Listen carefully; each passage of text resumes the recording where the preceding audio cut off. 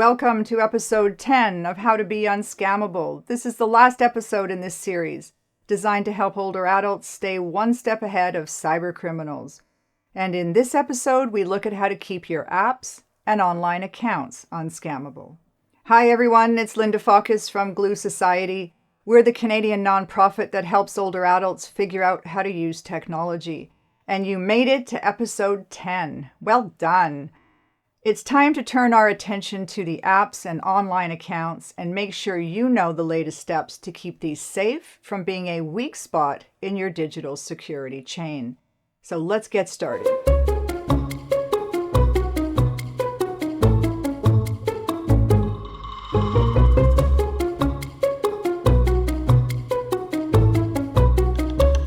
Apps are everywhere today, on mobile devices, wearables, smart TVs, and computers. In this step, we look at how to properly get apps and check out some tips to secure them.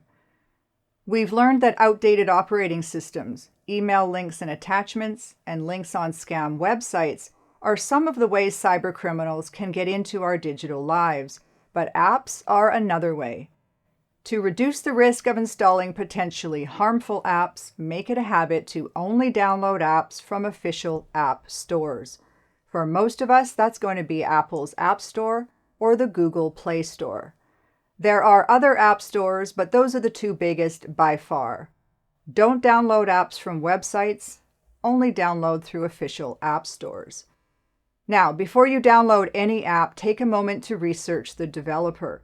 Your app store will give you that information. Consider reading the reviews as well to see what other people say about that app. Those reviews you'll find in the App Store. These can tell you a lot about the app. You don't want to just download any app you hear about. Check your apps out first. And when you download apps, they will often ask for permission to access the information on your device.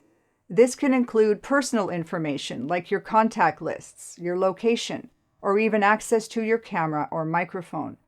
Some apps need this information to work. For instance, the Zoom video calling app isn't very useful if you don't give it access to your camera and microphone when needed. But other apps definitely don't need your personal information, and they might be sharing this information with other companies. So before you download an app, check out the app privacy policy to see how your data will be used and if it's going to be shared with other companies. You can find the app developer's privacy policies in the app description. You may also be asked to create an account when using some apps, so your name, email address, real address, and phone number might be requested. Be very careful about providing your personally identifiable information. This might be a good time to channel your alter ego, which is something we discussed in episode 7. A throwaway email address could also be the ticket here, so check out episode 5 if you want to learn more about that.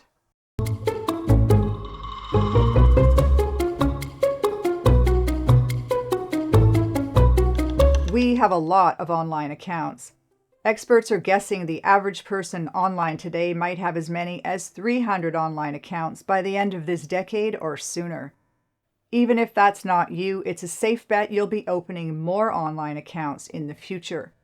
Almost every app, online subscription, and smart device we bring into our lives requires us to create an online account. And each of these accounts is an open door to your digital life. It's important you keep track of these accounts so you can close them when necessary. This will help you avoid unnecessary data collection and ensure that you, and not cyber criminals, are in control of these accounts. So this step is to make sure your online account inventory is filled in and that you can keep it somewhere handy. You might be adding to this list often. This is the same online account tracker we've talked about in quite a few episodes. I've added a link to it in these show notes as well.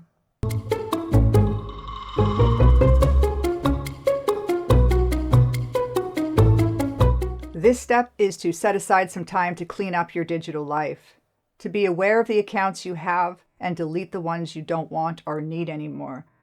One way to do this is to use the information you've added to the online account tracker. Make sure to add all the accounts you can remember and then go find the accounts that are missing, maybe by searching your inbox. Back in episode 5, we talked about using the search feature in your email inbox to find emails. You could use search phrases like welcome or confirm account, etc. I'll include a tip sheet for the search phrases you can use to locate emails in your inbox for the online accounts you might have forgotten about. Another way to find accounts you forgot about is through a password manager if you've used one. If you have a password manager app or you're using your browser's password manager, check through your saved accounts. You might find some online accounts there that are not in your tracker. And have you ever wondered what happens to your online accounts that we've forgotten we've opened? Well, they're probably still open, and that's not a good thing. Setting up and forgetting about online accounts is a risk to your digital security, especially if you're using weak and recycled passwords across your accounts. The fastest way to delete an account is to log in and navigate to the account settings and see if you can locate the delete account option. You might have to search how to do this. Sometimes this option can be hard to find. The Just Delete Me website is a handy website that gives you quick links to the account deletion pages of many popular websites. And if you don't remember the password you used on these old accounts, you're going to have to reset the password. Those password reset emails will go to the email address you used when you set up that account. So make sure you've got access to that email. Check your junk and spam folders if you don't see the messages in your main inbox.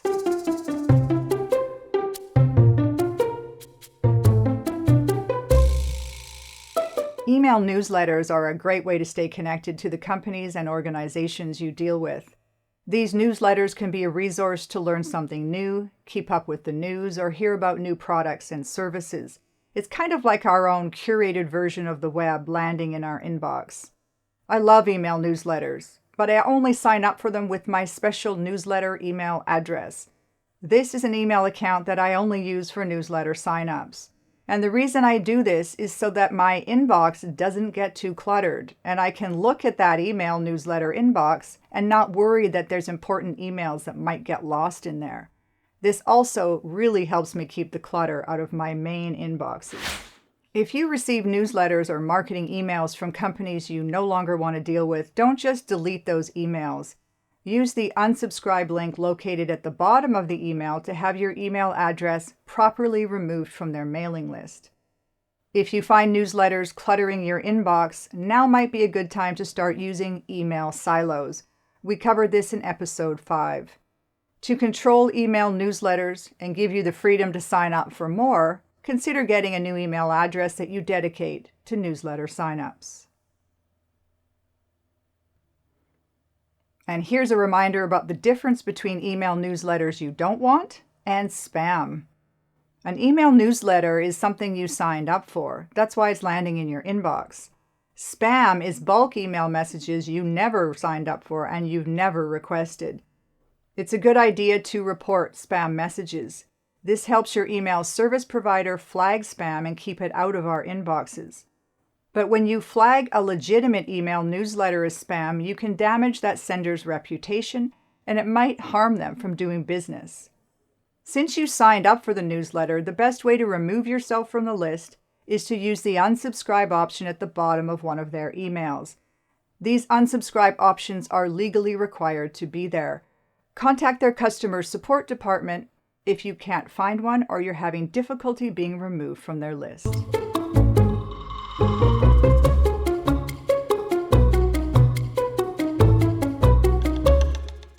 Google Alerts are emails automatically sent to you when Google finds a result for a search term.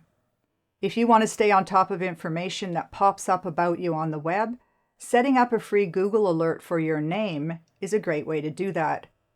Google Alerts are emailed to you using the email address you provided when you set up the alert.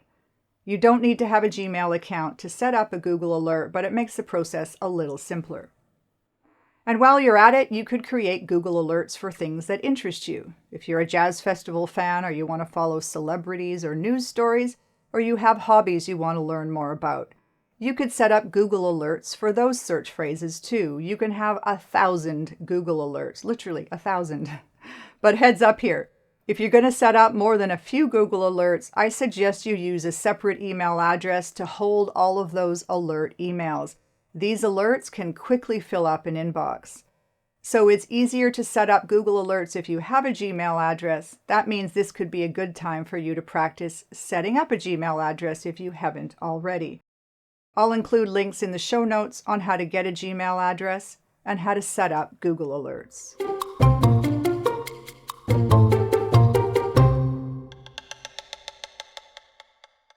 Step 1. Beef up app security. Only download apps from official app stores and be aware of permission settings when you install an app. Also get to know how to change those permissions, and don't forget to delete apps you no longer want. Step 2. Complete your online account tracker. If you've been following the series from the beginning, your online account tracker probably already has some entries, but here's your final nudge to spend some time filling it in more. Step 3. Clean up your digital life. Set aside some time to clean up your digital life. Be aware of the accounts you've opened and delete the ones you don't want or need anymore. It's important to properly delete accounts you no longer want to prevent cyber criminals from taking them over. Step 4. Create an inventory of your email newsletters. Just like your online account tracker, you could track the email newsletters you're signing up for. But you don't even need to write this down on a piece of paper or in a database. You could just search your inbox to see what newsletters are coming in. Make sure that you properly unsubscribe from the ones you don't want, and consider using a separate email address to sign up for more email newsletters. This helps keep clutter out of your main inbox. Step 5. Create a Google alert on yourself. Creating a Google alert on your name is a good way to be aware when your name is being used online. It's a free and easy way to track your online identity. Check out the instructions in the show notes to learn more about how to set up a Google alert.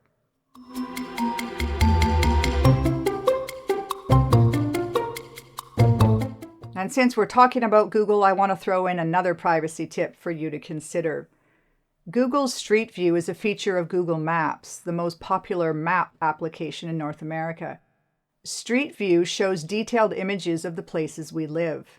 When the Google cars are driving around the neighborhoods of the world, their cameras capture a lot of detail about our homes. Google obscures personal information like license plates and things, but you may not want your home's image to be publicly available. It's pretty easy to ask Google to blur out the image of your home or apartment if you see it in Street View.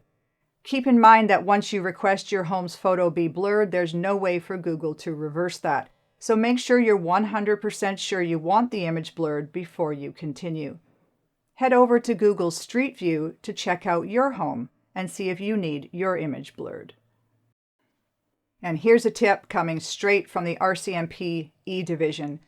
Consider opening online bank accounts, even if you prefer to do your banking in person.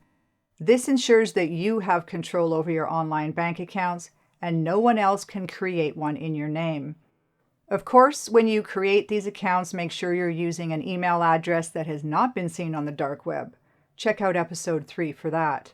And use a unique, randomly generated password to protect that account. You don't have to use this online bank account, but at least you know you have control over it, and your bank can help you set this up.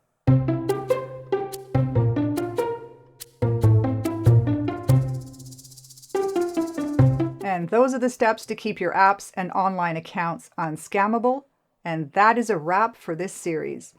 There is so much more we could cover, but I've kept these steps short and sweet, and I've limited the information to the essentials. I hope you can take some time to go through each step in these episodes to find those that fit into your digital life, and when you do, practice them until they stick. Don't forget to download the free learning resources that I've created for you. You can get those and the show notes, which include a transcript of this episode, using this link or this QR code. And I know from experience that if we feel secure online, we are more willing to bring new technology into our lives. And I also know that technology can help us be happy, healthy, and connected if we know how to use it. And digital security is a hugely important part of that learning journey. I hope this series has opened your eyes to the essentials of digital security and that you use these steps to stay unscammable. Thank you so much for watching, and happy tapping, everyone.